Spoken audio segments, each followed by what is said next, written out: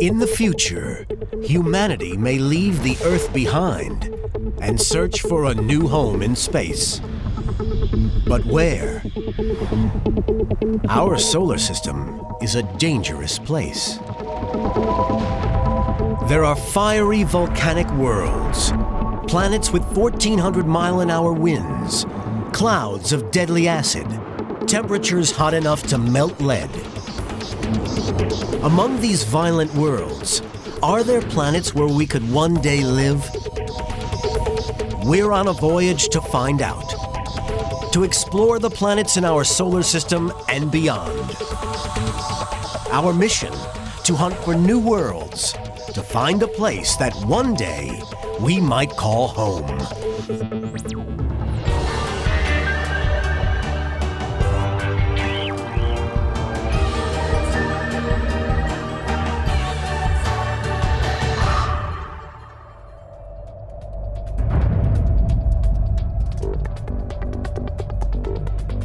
Imagine a city with 200 billion stars, so vast that a jumbo jet would take 100 billion years to cross it.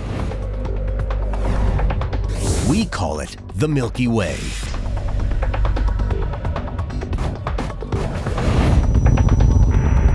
On the outer edges of one of 6 spiral arms is our own star, the Sun, and its orbiting planets.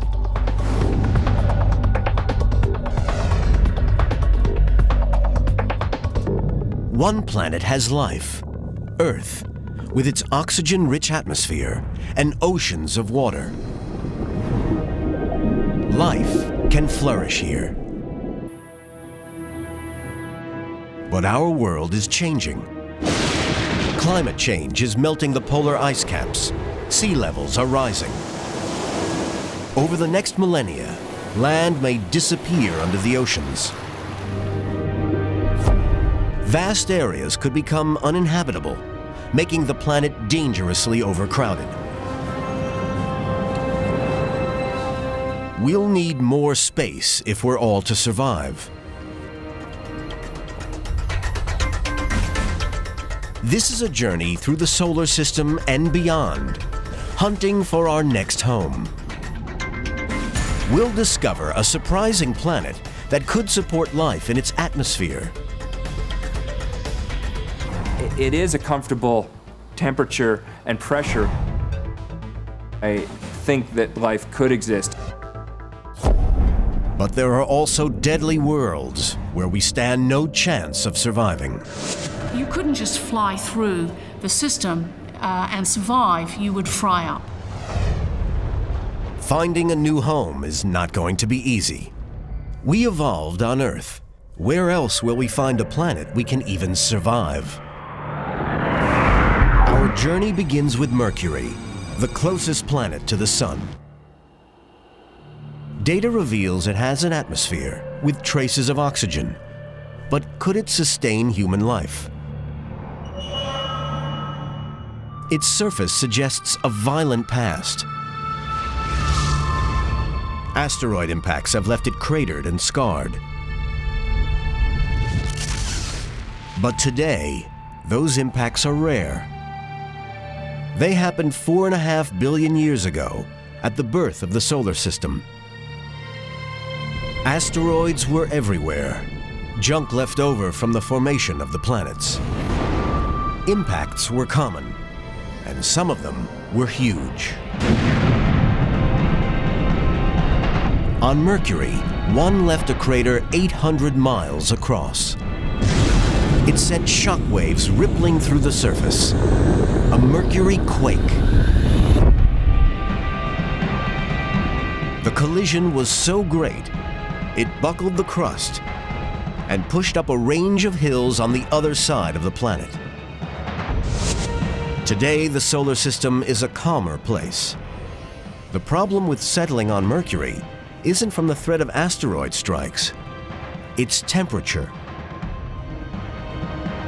Mercury rotates very slowly. A day here lasts 58 Earth days. The dark side faces away from the sun for so long the temperature plummets to a staggering 300 degrees Fahrenheit below zero. Around 3 times lower than the coldest temperature ever recorded on Earth. At the same time, the side facing the sun can hit a scorching 840 degrees, as hot as a blowtorch. A temperature so brutal that almost all Mercury's atmosphere long ago evaporated into space. What oxygen is left is extraordinarily thin. There simply isn't enough of it for us to breathe. There have to be easier places for us to survive. Maybe we just need to be further from the sun. The next planet out is Venus. Venus is a close neighbor of Earth, about 26 million miles away. It is shrouded in a thick atmosphere that completely hides the surface from view. Scientists used to think that would protect the planet from the sun. They imagined Venus's surface to be like early Earth, that tropical forests covered the land and oceans of water lapped the shores. Professor David Grinspoon is an astrobiologist at the Denver Museum of Nature and Science, specializing in the evolution of Venus. People assumed that it was sort of a dripping wet place, and in fact, the image of a sort of tropical paradise with tree ferns and maybe even dinosaurs, a kind of primitive tropical Earth-like place, was the common scientific view of Venus, really right up until the beginning of the space age. The Venusian surface intrigued scientists. What was really going on beneath the clouds? In the 1960s and 70s, while NASA explored Mars, the Soviet Union turned its sights on Venus. The goal was to land and photograph the planet's mysterious surface. Codenamed Venera, the Soviet program made countless successful launches,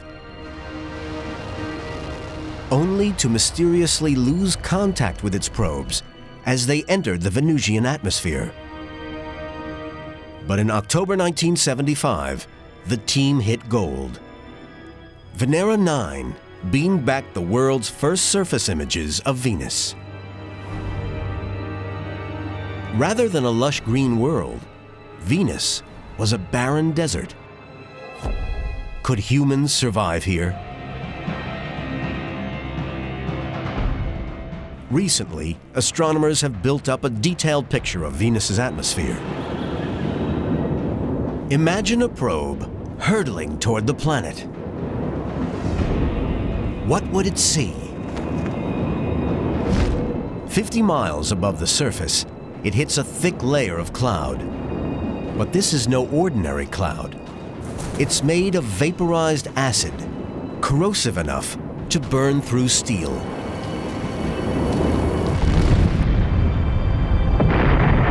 Scientists believe that the acid clouds are a byproduct of Venus's violent history. Gigantic volcanic eruptions blasted billions of tons of sulfur high into the atmosphere. There, it mixed with water vapor to form concentrated sulfuric acid. As the probe breaks through the upper atmosphere, it slows to make a low pass over the surface. The terrain is dominated by dormant volcanoes that tower 3 miles into the atmosphere. Deep channels, forged 1 million years ago by molten lava, stretch thousands of miles, one longer even than the River Nile. Probe sensors reveal an atmospheric pressure 90 times greater than on Earth, large enough to crush a car. But the biggest problem is temperature. The atmosphere is nearly all carbon dioxide. Just like on Earth, this gas acts like a pane of glass in a greenhouse, letting the light through, but not the heat out. On Earth, increased carbon dioxide levels are causing small rises in temperature. But on Venus, they have pushed the temperature to over 900 degrees Fahrenheit. Venus wouldn't be my first choice of a vacation spot in the solar system. You would be simultaneously burnt to death, crushed to death, and your body would instantly react in a very destructive way with a corrosive mix of toxic chemicals. The environment is so savage that any spacecraft will have to be built from materials that can resist Venus's treacherous atmosphere. Okay, here's some lead. This is a metallic substance that we normally think of as a solid on Earth. But let's see what happens when we heat it up to closer to Venus temperatures.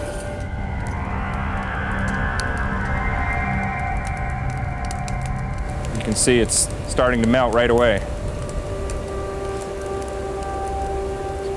So that would not be a good thing to build your Venus spacecraft out of. That's why when we make our landing craft, of which we've made a few for Venus, we have to make them out of these very fancy titanium alloy kind of materials, the kind of materials they make fighter jets and things like that out of that don't melt at these extremely high temperatures. But surprisingly, although the surface is hot enough to melt lead, Venus may not be an entirely lifeless world. Billions of years ago, primeval Venusian oceans could have been home to simple organisms. Some scientists believe that when the temperature climbed, the waters boiled away. This would have killed many of the organisms. But some may have survived by migrating to the cooler clouds in the upper atmosphere. Grinspoon believes that if primitive life can survive the acid, then surely humans could. I think people will go ballooning on Venus, because all you need, of course, to go into the clouds of Venus is a decent source of oxygen and some kind of a rubber suit so that your skin doesn't get burned off by the acid. It may be possible to glide through Venus's upper atmosphere, but surviving on the surface is another matter. The high pressure and 900-degree temperatures would instantly crush and burn any settlers. Colonizing Venus is not an option. We must head further out, toward the last of the solar system's inner rocky worlds. This time, it's one that scientists think that we may just stand a chance of living on. But the challenges facing would-be settlers go beyond anything we've ever seen on Earth.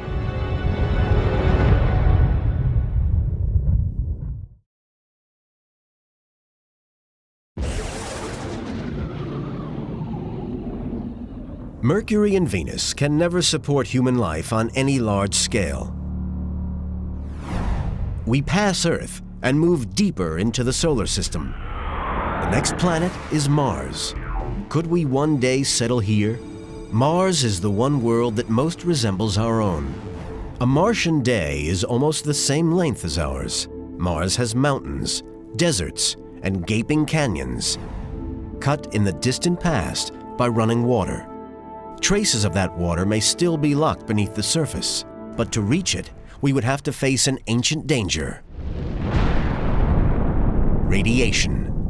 5 billion years ago, when our sun was born, it blasted high-speed, energetic solar radiation out across the whole solar system. And it's still doing it today. Without some sort of protection, we could not possibly survive. We were lucky. Our world developed a magnetic field. This shield deflects deadly solar radiation away from the surface. But Mars has no magnetic field, and that means no protection. Over many millennia, the solar radiation ripped the atmosphere from the planet. Mars's water boiled, and most of it evaporated into space. The surface became a barren desert. For any future human visitors to the Red Planet, solar radiation will be a deadly hazard. Even with the protection of a spacesuit, the radiation can still penetrate. It tears through the body, bombarding and killing living cells, destroying DNA. If humans are to live and work on Mars's surface, we'll need some serious protection. So scientists are developing drugs. Astronauts would take these specially designed enzymes to mop up the radiation. Martian homes would need shielding too. Scientists have developed a special form of polyethylene plastic, lighter and stronger than metallic shielding, yet just as effective. The plan is to build it into the structure of Mars habitats, protecting the occupants. With this advanced technology, humans could one day consider populating Mars. But there's another hazard to overcome. After the radiation stripped the water from the surface, the planet was left covered with dry iron oxide dust. Meet the sandstorm, Martian style. These mini twisters are babies, dust devils just powerful enough to suck dust up into the atmosphere. The problem is, what happens next?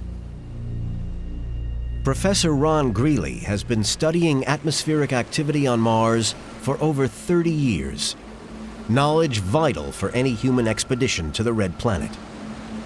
Greeley uses a fan and frozen nitrogen vapor to recreate these twisters in the lab. They form when the sun heats the surface, causing a pocket of hot gas to suddenly rise, spinning through cooler air above. It sucks up fine iron oxide dust and punches it high into the Martian atmosphere.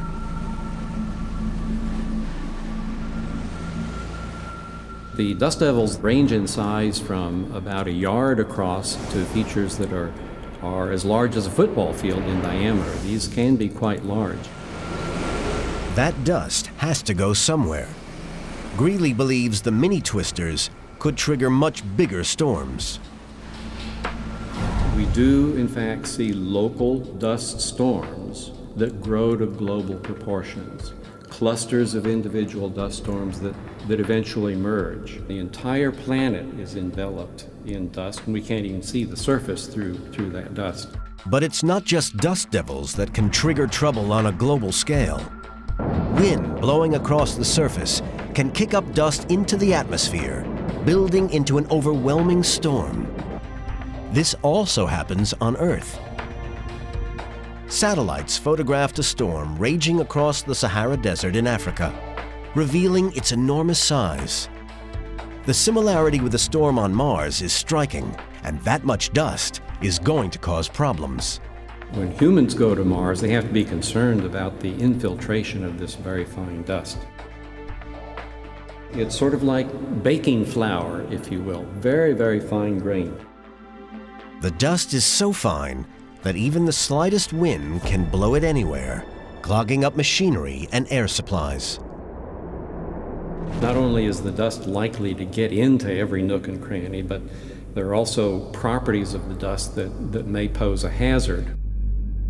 One of the considerations are the electrostatic charging effects. When little tiny grains bang together, electrical charges are built up. Much like shuffling your feet on a carpet, the rubbing action between the grains of dust creates enormous static electricity. Up to 20,000 volts can spark between the dust particles. This could destroy electronics and life support systems. When we think about the eventual human presence on Mars, we have to understand the dust regime, we have to understand the electrostatic effects, all related to wind-blown particles. Perhaps one day we will conquer Mars's harsh environment, but this is not a world that would ever feel like home. We leave Mars and push on out toward the supersized worlds of the outer solar system, the gas giants. These offer new and even more extreme challenges, in our quest for another home. First up is Jupiter. Jupiter is a mysterious world so vast that 1,300 Earth-sized planets could fit inside it. It's entirely made of gas. It has no solid surface at all. Its upper layers are a mass of swirling counter-rotating clouds. This is a planet racked with storms and high-speed winds. Professor Fran Bagenal has spent a lifetime studying the atmospheres and environments of Jupiter and its moons. Jupiter is spinning extremely fast. It rotates every 10 hours. And so rotation is very important and drives those east-west winds that produce the belts and the zones, those stripes across the planet. Jupiter's high-speed spin generates horizontal bands of clouds that wrap around the planet like a belt. When these cloud bands collide, they create massive storms. The biggest of these is the Great Red Spot, the largest storm in the solar system. As we approach, the scale becomes clear. It's 3 times the diameter of Earth.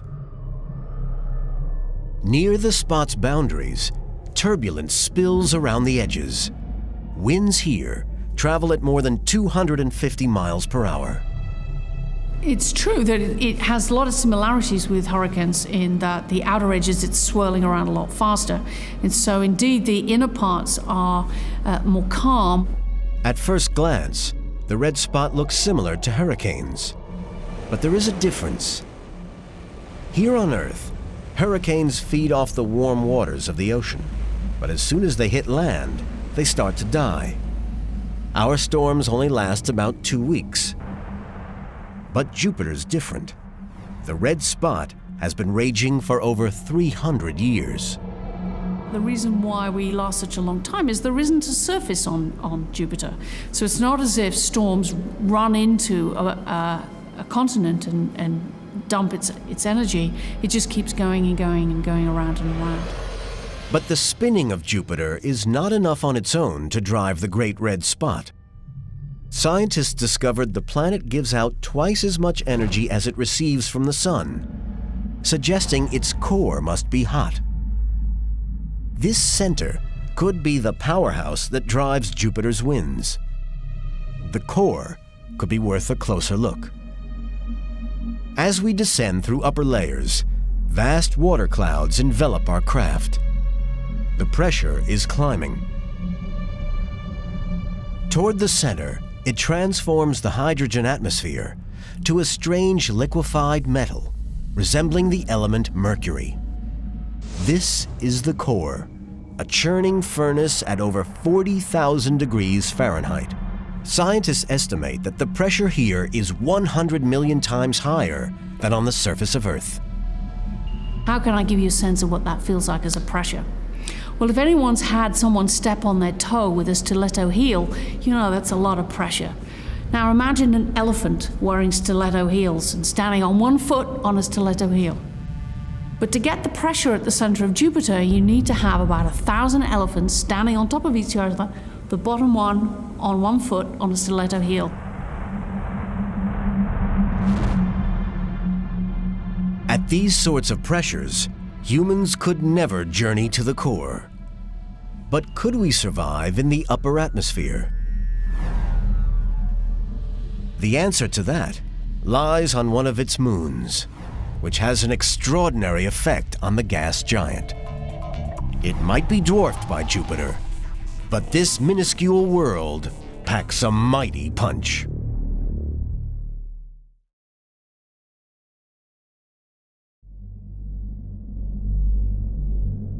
Our quest for a new home has brought us a long way. We are 365 million miles from Earth, in orbit around the giant planet Jupiter. Could we survive here? Perhaps in the turbulent upper atmosphere?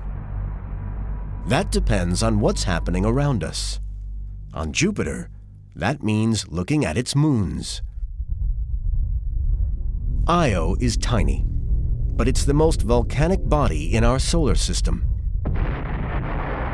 and living next to a volcano is never a good idea. Dr. Rosalie Lopez is a volcanologist. She's come to the Kilauea volcano range in Hawaii, one of the closest matches on Earth to Io's fiery surface.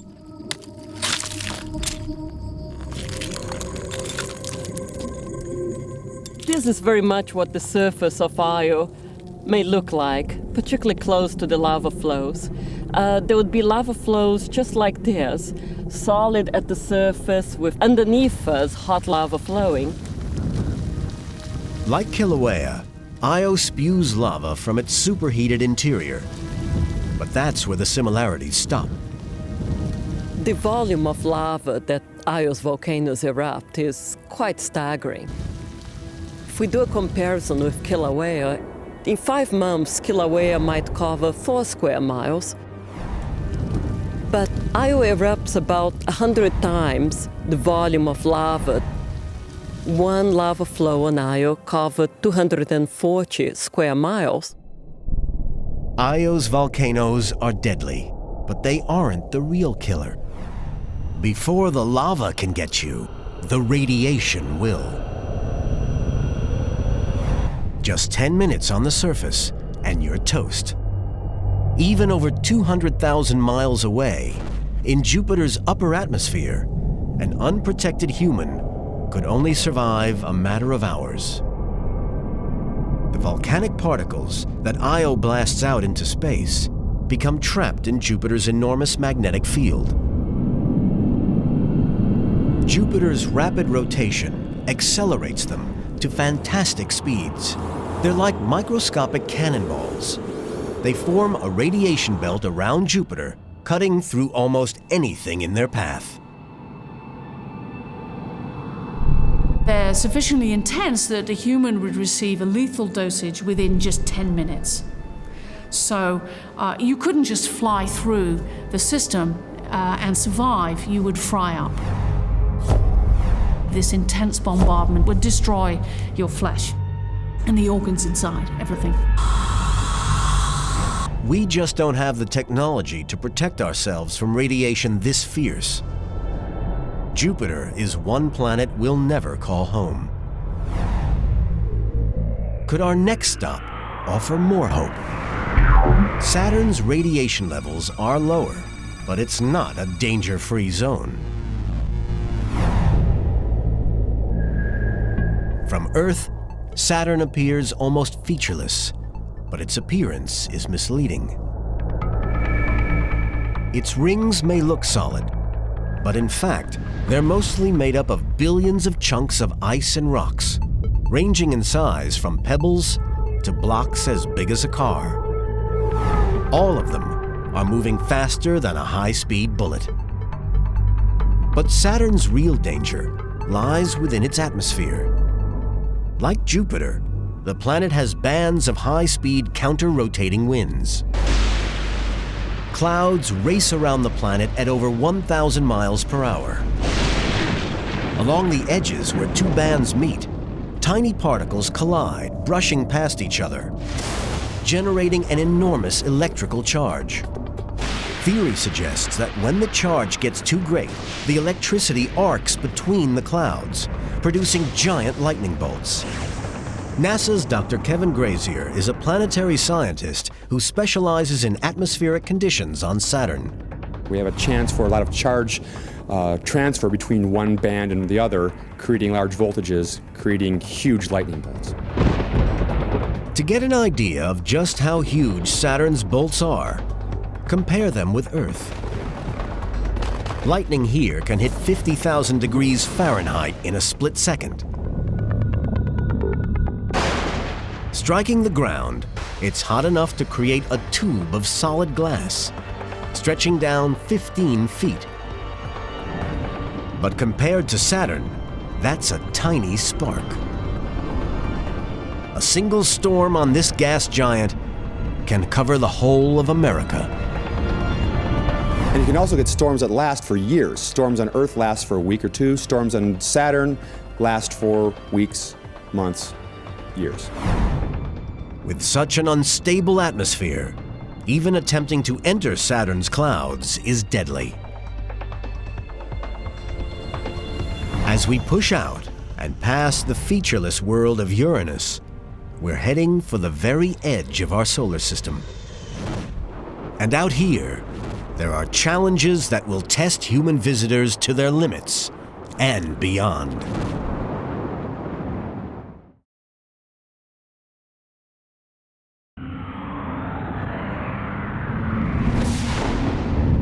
In the future, humankind will journey to distant worlds, searching for new planets we could live on. Next stop, Neptune.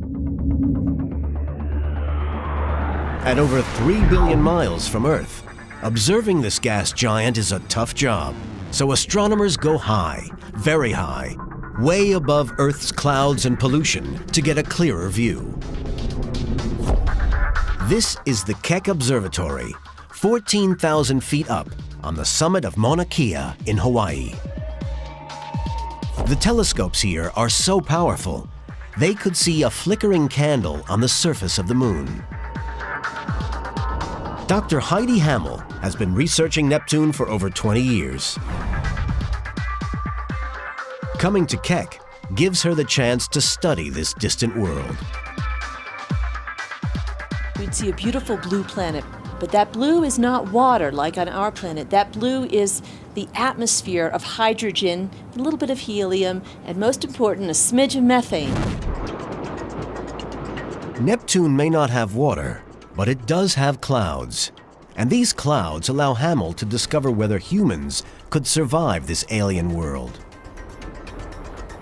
Standing out against the blue atmosphere, the clouds are easy to see.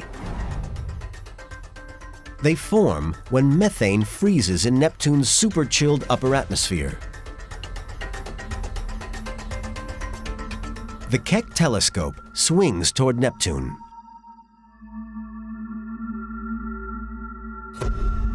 Hammel takes a series of photographic shots, tracking the white clouds as they move around the upper atmosphere. Measuring the time and distance they move between 2 points, she can calculate just how fast the winds are blowing. The result comes as a shock. Some of the winds that we've clocked on Neptune do seem to be some of the fastest in the solar system. Some of these little white puffy clouds that we've tracked are really fast. They blow almost as fast at some latitudes as 1,200 miles per hour. In our quest for another home, one thing is clear: humans could never visit this alien world. Yet there is a near neighbor, a world without storms and with a solid surface. This is Triton, one of Neptune's 13 moons, super chilled and covered in frozen nitrogen snow. It would be big enough for us to live on. The question is, could we? Dr. John Spencer from the Southwest Research Institute in Colorado has been exploring the life-threatening hazards of Triton's icy climate. The surface of Triton is probably quite bizarre close up. We have frozen carbon dioxide, frozen carbon monoxide, frozen methane on the surface, but also a great deal of frozen nitrogen. It might form snowdrifts and be crunchy underfoot. Any human exploration of Triton's savage surface is life-threatening. At 390 degrees Fahrenheit below zero, we'll need some special space gear. With assistant Eddie Goldstein, Spencer uses liquid nitrogen to replicate Triton's environment. It allows him to see how materials will behave on this super cool world. If you were to build a spacesuit that would function at Triton temperatures, you'd need something kind of flexible to make it out of. You might think you might use some kind of rubber material. At room temperature, rubber is soft and pliable, ideal for creating airtight seals on astronaut life support systems. But drop the temperature to minus 350 degrees Fahrenheit, and it's a different story. And just because something is flexible on Earth does not mean it is flexible on Triton.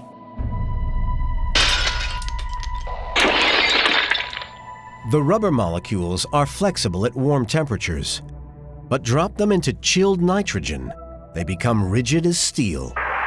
The rubber hardens and shatters like glass. I will drop it in. The search is on for materials that remain flexible at super low temperatures. Scientists are looking at familiar substances, fabrics that you may be wearing at this very moment. Could nylon be used in the super chilled world of deep space? And it's interesting because it's just as flexible even after it's cold. And it's not because nylon is anything special, it's because the nylon was woven into tiny threads. The secret of the nylon's flexibility lies in the weave. The fibers remain pliable because each strand is as thin as a human hair. So you might be able to make suits out of some material like this if you just treat it in a different way that takes into account this very unusual environment that we have out there. Even if humans do manage to walk on the surface in high-tech spacesuits, there is one other danger lurking beneath Triton's surface. All we see is these rather vague streaks, jets of material coming up from the surface. These dark marks are the clues to Triton's hidden menace.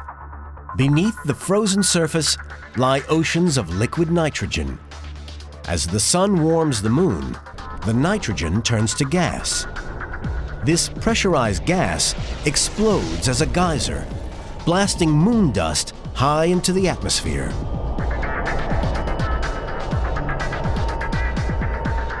The black dust finally settles on the white surface, leaving dark streaks. Back in the lab, Spencer recreates the spectacle. So what we're going to do is put the nitrogen in a situation where it's contained within this flask, just as it might be trapped underneath a layer of glaze ice on Triton itself, and the pressure would build up, and that would produce a jet that could maybe shoot up 6 or 10 miles. Just like... Hey, we've got a geyser. Just as the pressure builds in the glass flask, on Triton, pressurized nitrogen, trapped under the surface, blasts moon dust into space. A world of violent geysers and crushing cold. With the right technology, humans could one day walk on the surface, but it's not a world we could easily colonize. Within our solar system, this is the end of the search. This far from the sun, any planet is cold and barren. After Neptune, there are only small, dead, icy worlds like Pluto. Beyond is the unknown. Out here, the possibilities are endless. And out here, perhaps we will one day find a place to call home.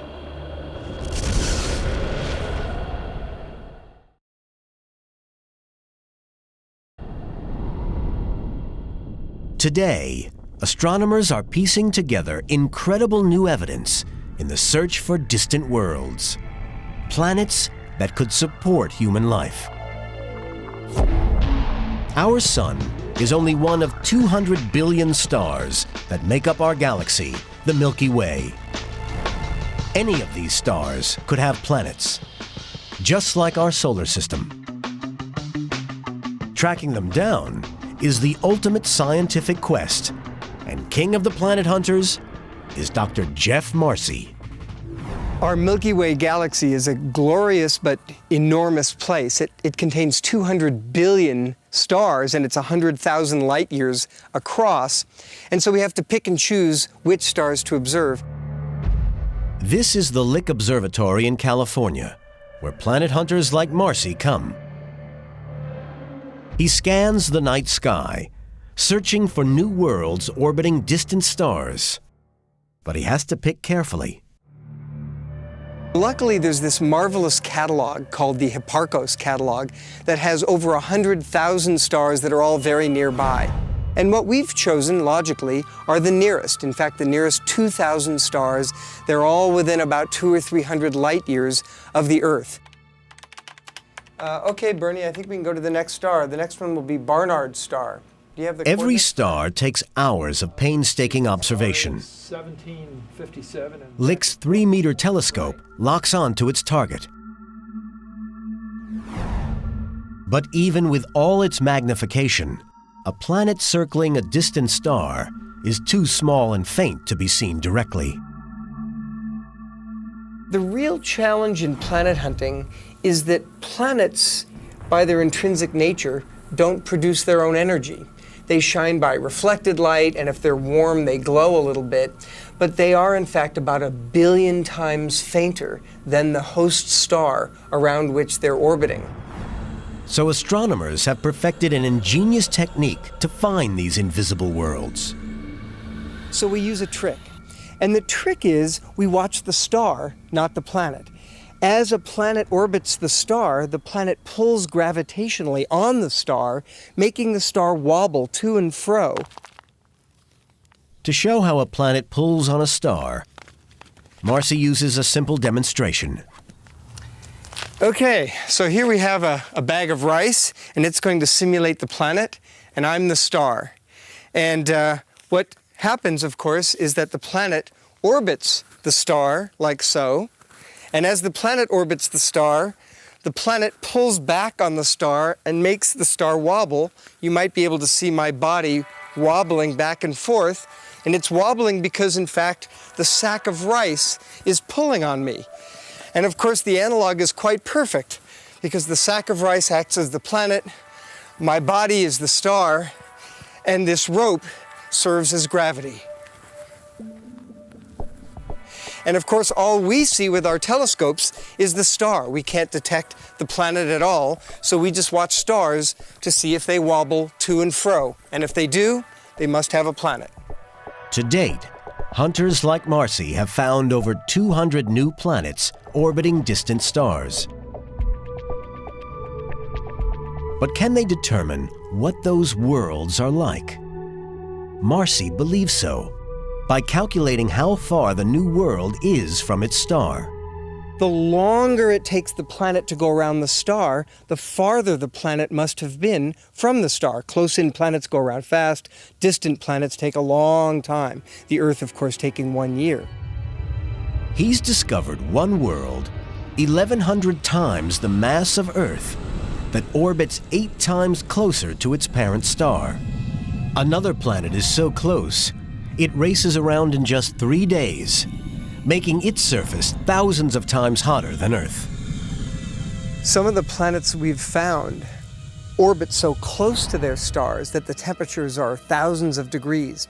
At those kinds of temperatures, ordinary metals like iron and nickel and titanium not only melt, they vaporize. Instead of clouds of water, the atmospheres of these deadly worlds are filled with clouds of metallic vapor. But Marcy's convinced that not all alien worlds are so savage. He's decided to look at smaller stars that burn less intensely. Could their orbiting worlds be more like Earth? What we hope to do in the next year is a glorious quest. We're going to observe low-mass stars and hunt for Earth-like planets. They're orbiting close, but next to a dim star, the temperature won't be too hot nor too cold, but just right for life. Out here, countless worlds are waiting to be discovered.